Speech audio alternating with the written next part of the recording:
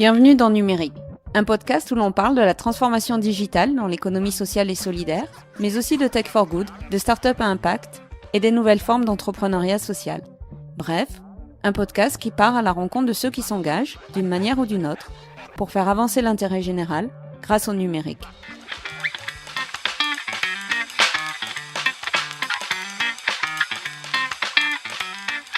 Pour ce 8e épisode de Numérique, nous avons été reçus par François-Marie Gélin, membre du comité exécutif du groupe de protection sociale AG2R La Mondiale.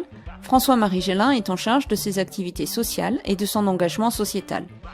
Nous allons évoquer avec lui la transformation digitale de sa direction, mais aussi sa collaboration avec Simplon pour favoriser la digitalisation de l'économie sociale et solidaire grâce au programme DigitESS. Bonne écoute! Bonjour François-Marie Gélin. Bonjour. Merci de nous accueillir chez AG2R La Mondiale. Vous êtes membre du comité exécutif en charge des activités sociales et de l'engagement sociétal. Est-ce que vous pouvez rapidement nous repréciser qui est AG2R La Mondiale et quels sont les principaux chiffres clés liés à l'entreprise? Alors, AG2R La Mondiale, c'est le premier groupe paritaire et mutualiste de protection sociale en France. Société d'assurance de personnes, société de personnes, à la fois retraite complémentaire Agirc Arrco, nous sommes aujourd'hui le premier acteur avec 25% de la retraite complémentaire, santé prévoyance, que ce soit avec les institutions de prévoyance et ou les mutuelles du groupe en santé, que ce soit l'épargne et la retraite supplémentaire. Les principaux chiffres du groupe, je vais vous en citer 4 ou 5, pas plus, c'est 29 milliards de cotisations perçues, c'est 15 millions de clients, c'est un peu plus de 110 milliards d'actifs gérés, 11 000 collaborateurs et en 2017, 361 millions d'euros de résultats. Merci beaucoup. Est-ce que vous pouvez brièvement revenir sur votre parcours ? Bien sûr. Alors, moi, j'ai une formation en juriste à la base que j'ai complétée par un exécutif MBA HEC. J'ai effectué la majeure partie de ma carrière, puisque c'était jusqu'à ce que je prenne ce poste au 1er janvier 2017, dans la fonction ressources humaines, dans différents secteurs d'activité, transport, services, industrie, y compris dans le conseil d'ailleurs. Et puis j'ai rejoint la protection sociale au travers d'un groupe qui s'appelait Réunica en 2006, et vous savez le processus qui est intervenu, à savoir que Réunica a décidé d'un rapprochement et a choisi de se rapprocher avec AG2R La Mondiale. Donc aujourd'hui je suis AG2R La Mondiale. André Renaudin m'a proposé de structurer une mission sur l'engagement sociétal du groupe AG2R La Mondiale. Il s'agit en fait de faire travailler ensemble différents acteurs du groupe qui travaillent un peu différemment ou un peu séparément préalablement, puisque l'ensemble des missions qui me sont confiées recouvrent les équipes de la responsabilité sociétale de l'entreprise, qui fait en sorte que le groupe que nous sommes réponde aux obligations réglementaires qui sont les siennes et si possible essaye d'avoir un petit coup d'avance là aussi, comme sur d'autres sujets. Au-delà de ce chapeau RSE, de cette ombrelle RSE, il y a les fondations qui sont au sein de l'entreprise, à savoir la fondation d'entreprise AG2R La Mondiale, qui a une vocation à travailler sur les sujets éducatifs et sociétaux, la fondation AG2R La Mondiale pour la vitalité artistique, qui est un véhicule destiné à nous permettre de répondre aux sollicitations qu'on avait en matière de mécénat culturel, et puis bien évidemment tout ce qui est action sociale Agirc Arrco et action sociale des entités de prévoyance et mutuelles du groupe, puisque c'est là que nous avons les axes prioritaires définis par l'Agirc Arrco qui nous guident, et les fonds sociaux de l'Agirc Arrco qui nous permettent d'avoir des actions à la fois au plan national, sur des partenariats nationaux, mais aussi en territoire, dans les différentes directions régionales. AG2R La Mondiale, c'est un acteur très important dans le domaine de l'économie sociale et solidaire, avec un engagement sociétal fort, notamment en matière de prévention, habitat, retour à l'emploi, aide aux aidants. Dans ce contexte, est-ce que vous pouvez décrire vos objectifs prioritaires en tant que membre du COMEX en charge des activités sociales et de l'engagement sociétal ? Alors, AG2R La Mondiale a depuis tout temps une activité et un engagement social important. La volonté de l'entreprise, c'est d'avoir une empreinte forte en matière de RSE, mais aussi de rendre lisible et visible l'ensemble des actions et sociétales et des activités sociales que nous menons, que ce soit au niveau national et en région. Beaucoup de choses sont faites, ont été faites parfois en ordre dispersé. L'idée est maintenant d'essayer de renforcer les actions et de mieux communiquer dessus. Quand je dis renforcer les actions, ça veut dire peut-être par exemple, et c'est une démarche que nous avons actuellement, en matière d'habitat, habitat intergénérationnel, bien vieillir chez soi, etc., de mettre autour de la table différents acteurs et de leur proposer de réfléchir ensemble à la construction d'un projet dont nous serions financeurs, mais plutôt que d'arriver en ordre dispersé avec des gens qui campent sur leur position, qui défendent leur précaré, essayer de les faire travailler ensemble. Là, on a les prémices d'une action possible dans ce sens-là, avec des investissements qui pourraient être importants à la clé. Et je dois dire que ça me réjouit parce que c'est la première fois que ça se fera. Dans ce cadre-là, est-ce que vous pouvez plus particulièrement nous rappeler comment vous avez été amené à collaborer avec Simplon, qui est l'entreprise à laquelle on va plus particulièrement s'intéresser aujourd'hui, puisque vous venez de lancer officiellement un programme qui s'appelle DigitESS avec eux. Ce partenariat fait suite à un premier partenariat dont je n'étais absolument pas en charge, puisque ça s'est passé avant que je prenne mes fonctions. Partenariat qui a plutôt bien réussi, Simplon ayant la capacité à développer une action notamment en insertion, sur des demandeurs d'emploi de longue durée dans les métiers du digital. Et puis, quand un partenariat fonctionne bien, on apprend à se connaître et on apprend à avoir envie de développer autre chose. Et les équipes de Simplon sont venues rencontrer les équipes d'AG2R Mondial, d'Action sociale d'AG2R Mondial, pour leur dire, écoutez, on a une idée, est-ce qu'on pourrait la creuser ensemble? Il s'agit au travers de l'action que nous avons menée et que nous continuerons de mener, du retour à l'emploi au travers de formations au digital et aux outils digitales, proposer à des structures de l'ESS qui en sont un peu éloignées peut-être aujourd'hui, de réfléchir et de mettre en œuvre leur propre digitalisation. Nous sommes nous-mêmes une structure majeure de l'ESS, j'ai rappelé notre taille tout à l'heure. Nous avons cette vocation à accompagner le retour à l'emploi. Au travers de ce partenariat, je crois on coche toutes les cases, comme on dit aujourd'hui, et je pense qu'il était important pour nous d'accompagner Simplon.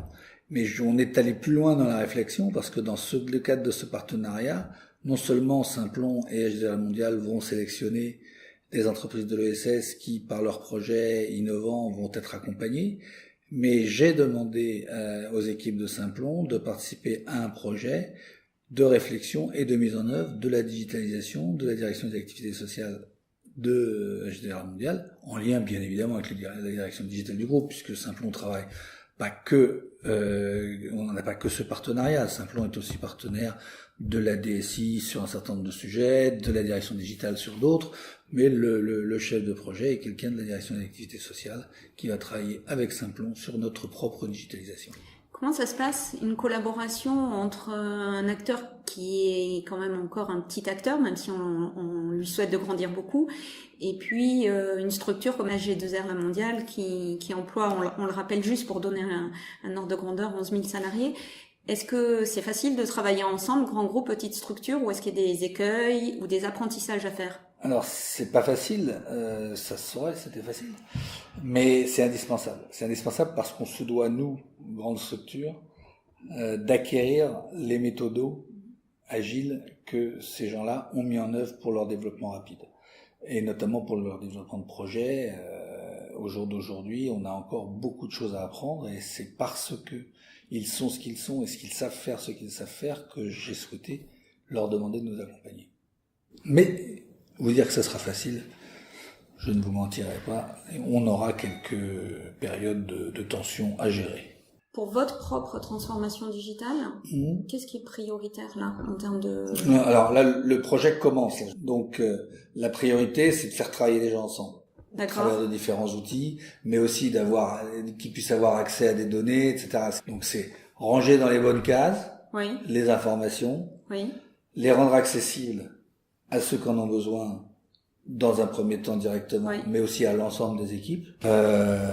Moi, ce que j'ai demandé, c'est que d'une part, les partenariats nationaux puissent irriguer les régions, et l'idée c'est de trouver des partenariats qui ont des points de chute en région pour qu'on puisse relayer régionalement et travailler de manière cohérente, mais aussi que les projets régionaux emblématiques et intéressants puissent s'aimer de région en région. Je reviens sur le programme DigitESS. Vous l'avez lancé en 2016 avec une phase pilote, me semble-t-il. Ouais, DigitESS c'était vraiment une phase pilote. On peut dire que DigitESS démarre vraiment en 2018, puisque la structuration du projet s'est faite dans le dernier trimestre de 2017 et la décision d'accompagnement et de financement par AG2R Mondial a dû se faire par la première commission sociale de janvier ou de février 2018. Donc le démarrage est vraiment réellement maintenant. C'est un projet pluriannuel ? Oui, c'est un projet qui s'étend sur 3 ans. Grâce à votre financement, Simplon peut participer à la transformation digitale de toutes les structures de l'ESS. Sachant qu'on participe avec Simplon au choix des structures accompagnées. Selon quels critères ? Ça va être la maturité du projet et aussi l'engagement des porteurs de projet. Et surtout la volonté d'avoir une vision de l'organisation digitalisée. Même si on apprend en marchant, on a le droit aussi de se poser des bonnes questions sur la prospective et de se dire c'est vers ça qu'on veut aller et voilà les étapes qu'on met et voilà les outils qu'on veut à chaque étape et voilà ce qu'on veut au final. Et ce qui est intéressant dans la démarche, c'est que Simplon nous accompagne à travers son savoir-faire, mais continue à travers ces actions-là de pouvoir remettre dans l'emploi des gens qui en sont éloignés et qui travaillent sur les projets. Donc, au travers du passage au numérique, ce qui est recherché, c'est de la création d'emplois, de l'insertion. C'est vis-à-vis de Simplon qui continue leur activité d'insertion, vis-à-vis des structures de l'ESF qui se stabilisent et qui puissent engager leur changement d'échelle au travers de la digitalisation et donc se pérenniser et créer des emplois. Ce qui est important dans ce programme DigitESS, c'est que la digitalisation, elle intervient à tous les niveaux de la société, dans toutes les structures. Vraisemblablement, dans l'économie sociale et solidaire, c'est sans doute pas la première question que les structures se posent. Parce que, quelle qu'elle soit, on a encore beaucoup de structures qui travaillent avec du bénévolat, avec le couteau et la ficelle, et on essaye de monter des trucs pas chers, qui machin, qui ceci, qui cela, mais des trucs qui, une fois que la personne qui l'a monté est partie, ça se casse la gueule parce qu'il y a personne qui va suivre derrière. L'idée qu'on a là, c'est de structurer une démarche qui permet d'être pérenne. Parce que, accompagné par des professionnels, ça va permettre de poser des problèmes en amont du projet, de vraiment faire travailler les gens en mode projet, avec cette vision de qu'est-ce qu'on devient demain et pourquoi on le fait. Et je pense que c'est souvent dans les petites structures, on voit un membre de l'équipe ou de la gouvernance qui dit ça serait bien de suivre ça de cette manière-là, et bien on a peut-être un outil qui existe sur le marché, puis après il va y en avoir un autre qui va être acquis parce que ça va répondre à un autre besoin, qui vont pas se parler entre eux, et alors qu'aujourd'hui on a des moyens digitaux qui sont à la fois faciles à mettre en œuvre et peu coûteux, et moins coûteux que l'étaient les grosses informatiques avant, et donc ça doit permettre à ces entreprises de l'ESS qui ont cette vision et cette volonté de pouvoir être accompagnées dans un développement plus harmonieux en la matière et quelque chose de plus pérenne et plus durable. De manière plus globale, qu'est-ce qui vous semble important pour le secteur de l'ESS en matière de transformation digitale ? Est-ce que vous identifiez des enjeux qui soient vraiment spécifiques à ce secteur lié au numérique ? Je pense que l'enjeu majeur, il est de rester dans la course. À partir du moment où vous êtes dans un monde où tout se digitalise, si vous jouez pas le jeu de ce mouvement-là, si vous suivez pas ce mouvement-là, à la taille et à l'échelle qui est la vôtre, il s'agit pas de dire que la petite association de quartier a les mêmes besoins que AG2R Mondial. Mais si on prend pas le train qui passe, je pense que j'ai l'habitude de dire que le train passe jamais 2 fois à la même heure dans la même gare. Et si on ne le prend pas aujourd'hui, un certain nombre de structures de l'ESS risquent d'avoir de grosses difficultés à l'avenir. Donc il ne s'agit pas de dire la digitalisation c'est la panacée universelle. Il faut d'abord avoir un projet d'association avant d'avoir une démarche de digitalisation. S'il n'y a pas un projet et une vision, ça sert à rien de vouloir digitaliser pour digitaliser. Mais les entreprises de l'ESS qui ont construit leur projet, qui ont une vision, qui ont une gouvernance ad hoc et qui sont en train de se développer, ont la nécessité impérieuse de réfléchir à leur digitalisation. Et c'est celles-là qui nous intéressent. Celles qui sont déjà dans le mouvement. Celles qui sont en création aujourd'hui, je pense que les jeunes créateurs de structures de l'ESS, ils vont penser digitalisation au moment de la création. Mais c'est celles qui sont en cours de transformation, qui peuvent avoir parfois des problématiques de gouvernance à régler avec des choix compliqués et difficiles, que ce soit dans le médico-social, que ce soit dans le soutien au handicap ou dans le logement. On le voit au travers des partenariats que nous avons. On a des vraies questions qui se posent sur des transitions de gouvernance et on peut profiter d'une transition de gouvernance pour réfléchir au projet, monter un projet de changement d'échelle qui doit s'accompagner d'un volet digitalisation. Très bien. Le mot de la fin vous appartient. Le mot de la fin m'appartient. C'est sympa et difficile. Moi, je suis pas un digital native. J'ai eu la chance d'avoir des enfants qui m'ont accompagné dans ma réflexion digitale. Ça tombe bien, c'est comme ça.